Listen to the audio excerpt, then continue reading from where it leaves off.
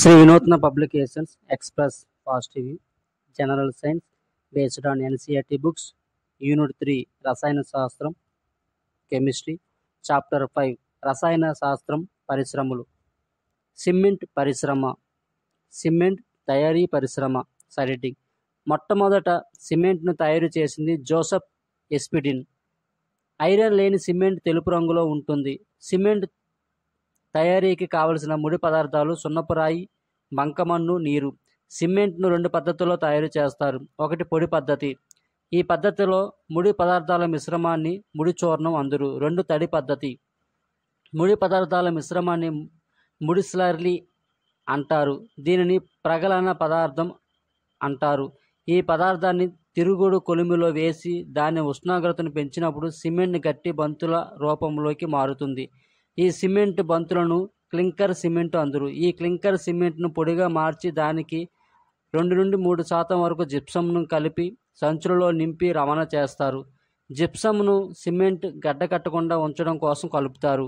జిప్సంను 120 డిగ్రీల సెల్సియస్ వద్ద వేడి చేసినట్లయితే ప్లాస్టర్ ఆఫ్ పారిస్ లభిస్తుంది. దీనిని గాయాలు తగిలినప్పుడు కట్టుకట్టడానికి, వినాయక విగ్రహాలు తయారీకి, చాక్ పీసుల తయారీకి ఉపయోగిస్తారు.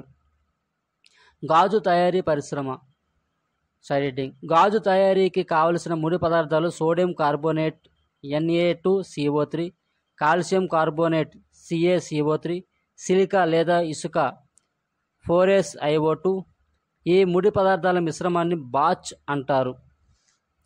గాజును అతి శీతలీకరణ ద్రవం లేదా సూపర్ కూల్ లిక్విడ్ అంటారు. గాజు పైన అక్షరాలను ఏర్పడడానికి హైడ్రోఫ్లోరిక్ ఆమ్లం లేదా హైడ్రోజన్ ఫ్లోరైడ్ అనే రసాయనాన్ని ఉపయోగిస్తారు. ఈ పద్ధతిని ఎచ్చింగ్ అంటారు. ఫైరెక్స్ గాజును ప్రయోగశాలలోని గాజు పరికరాల తయారీలోను, ఫ్లింట్ గాజును విద్యుత్ బల్బులు, కంటి అద్దాల తయారీలోను, బోరోసిలికేట్ గాజును గట్టి వంటపాత్రలు, విద్యుత్ బంధకాల పరికరాల తయారీలోను, క్రూక్స్ గాజును కటకాలు, దర్పణాల తయారీలోను, సోడా గాజును కిటికీలు, బాటిల్స్ తయారీలోను ఉపయోగిస్తారు. చక్కెర పరిశ్రమ సైడింగ్ చెరుకు పిప్పిని బగస్సే అందురు. దీన్ని పేపర్ తయారీకి, విద్యుత్తును ఉత్పత్తి చేయడానికి ఉపయోగిస్తారు. చెరుకు రసంలోని ఆమ్లత్వాన్ని తొలగించడానికి కాల్షియం హైడ్రాక్సైడ్ తడి సున్నంను కలుపుతారు. ఈ దశను డెఫికేషన్ అంటారు. చెరుకు రసంలోకి CO2ను పంపే దశను కార్బోనేషన్ అంటారు. చెరుకు రసంలోకి సల్ఫర్ డయాక్సైడ్ను పంపే దశను సల్ఫిటేషన్ అంటారు. డెఫికేషన్, కార్బోనేషన్, సల్ఫిటేషన్ వల్ల ఏర్పడిన అవక్షేపం ప్రెస్ మడ్. చెరుకు రసానికి తగినంత నీటిని కలిపి దానిపైకి పొడిగాలిని పంపి స్ఫటికాలుగా మార్చేటప్పుడు వెలువడే నల్లటి చిక్కని ద్రవాన్ని మొలాసిస్ అందురు. ఈ మొలాసిస్లో 50% చక్కెర ఉంటుంది. ఆల్కహాల్ సైడింగ్ మొలాసిస్ను కిణ్వన ప్రక్రియకి గురిచేసి ఆల్కహాల్ను తయారు చేస్తారు. కిణ్వన ప్రక్రియ పూర్తగుటకు పట్టు సమయం 2 నుండి 3 రోజులు. 100% ఆల్కహాల్ని అబ్సల్యూట్ ఆల్కహాల్, శుద్ధ ఆల్కహాల్ అందురు. వోడ్కాలో ఆల్కహాల్ శాతం 60%. దీని తయారీ ఉపయోగించే ముడి పదార్థం పొటాటో. జిన్లో ఆల్కహాల్ శాతం 40 నుండి 45%. దీని తయారీ ఉపయోగించే ముడి పదార్థం మొక్కజొన్న. ఆల్కహాల్ను పరీక్షించడానికి సోడియం లోహాన్ని ఉపయోగిస్తారు. కల్తీ కళ్ళులో నురుగు ఎత్తు కోసం క్లోరాల్ హైడ్రేట్ అనే రసాయనంను, మత్తు కోసం డైజోఫామ్ లేదా క్లోరోఫామ్ అనే రసాయనాలను కలుపుతారు. సబ్బు తయారీ సైడింగ్ ఫ్యాటీ ఆమ్లాల పరిమాణం ఆధారంగా K+ లవణం శరీర శుభ్రతకు, Na+ లవణం బట్టల శుభ్రతకు, Mg2+ లవణం ముఖానికి వాడే పౌడర్లు ఉపయోగిస్తారు. సబ్బుల తయారీలో ఉప ఉత్పన్నంగా వచ్చే పదార్థం గ్లిజరాల్. సబ్బు యొక్క రసాయన నామం sodium stearate. Alkyl benzene sulphonate లవణాన్ని డిటర్జెంట్ అంటారు. ఆల్కైల్ బెంజీన్ సల్ఫోనేట్ లవణాన్ని డిటర్జెంట్ అంటారు.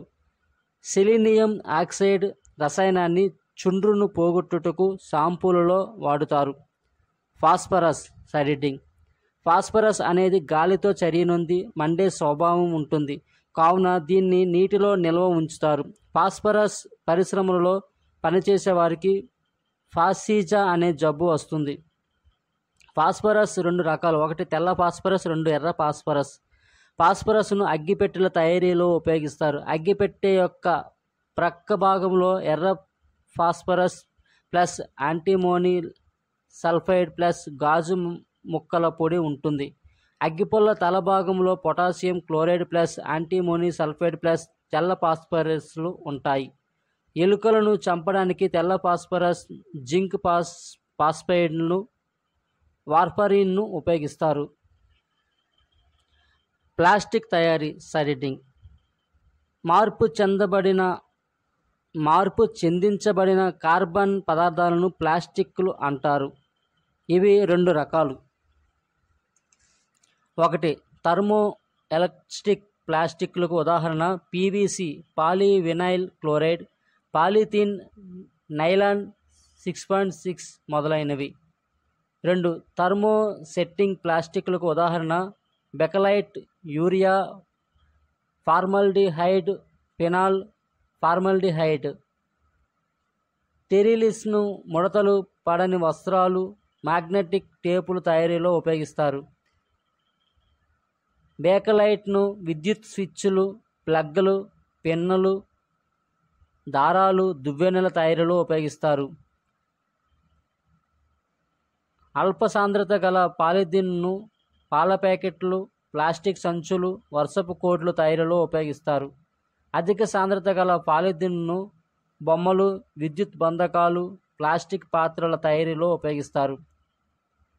పరిశ్రమ పేరు జబ్బు. పత్తి. పరిశ్రమ పేరు పత్తి.